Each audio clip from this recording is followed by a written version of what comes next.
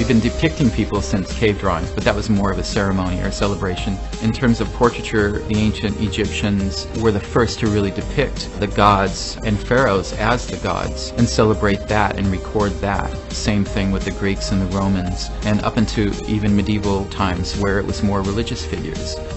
The whole first part of civilization, in terms of what we were portraying, was the aspiration for perfection and beauty, and our interpretation of it, largely because of the philosophers of the time. It certainly was also where you stood in society. If you could afford to get a portrait done in the first place, then you're already making a statement that I'm important.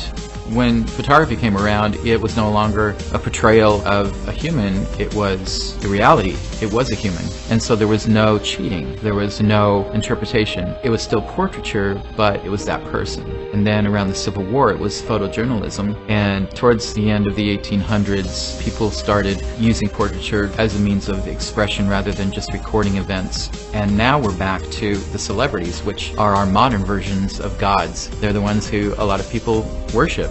And so my portraiture tries to tell a little bit of a story. What I look for is something you can relate to. We've almost come full circle, but philosophically it's changed in that it went from deifying only the richest and most powerful humans to everyday folk.